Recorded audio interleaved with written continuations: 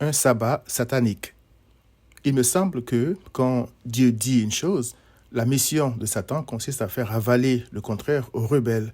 Ainsi, quand Dieu dit « l'âme qui pêche, c'est celle qui mourra », Ézéchiel 18, verset 20, Satan s'empresse de persuader les incrédules que Dieu n'a pas vraiment dit ça, que ça dépend, et que tout compte fait, Dieu est amour, donc il n'y a rien à craindre. Voir Genèse 3, verset 1. Heureusement, le Saint-Esprit est là pour guider les croyants dans la vérité. Voir Jean 16, verset 13. Le texte de mon témoignage porte sur le sabbat que Satan a perverti. Par pitié, Dieu a fait le sabbat pour le repos des croyants. Il leur a dit, « Ce sera pour vous un sabbat, un jour de repos. » Lévitique 23, verset 32.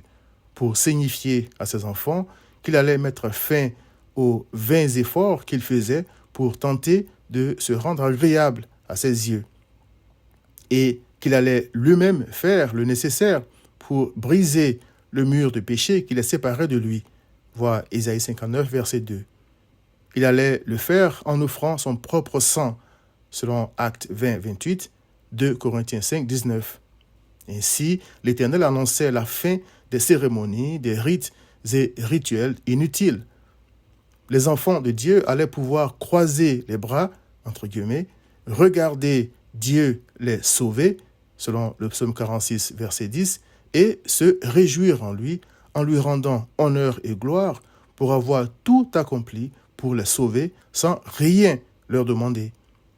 Mais Satan est venu dire que Dieu n'a pas vraiment dit qu'il allait lui-même faire tout ce qu'il fallait et que qui ne risque rien n'a rien. Alors, des gens comme des pharisiens ont décidé de se mettre au service du sabbat au lieu de s'en réjouir. Ils étaient prêts à prouver à Dieu pendant le sabbat qu'il méritait d'être sauvé. Ils, c'est-à-dire les pharisiens, ont donc pris le doux joug de Christ, son léger fardeau, selon Matthieu 11, verset 30, pour en faire un jour de panique, un enfer, en scrutant les moindres faits et gestes de tout le monde pendant le sabbat. D'où la colère du chef d'une synagogue, parce qu'un jour de sabbat, Christ a guéri une femme possédée d'un esprit qui la rendait infirme depuis 18 ans, qui était courbée et qui ne pouvait pas du tout se redresser.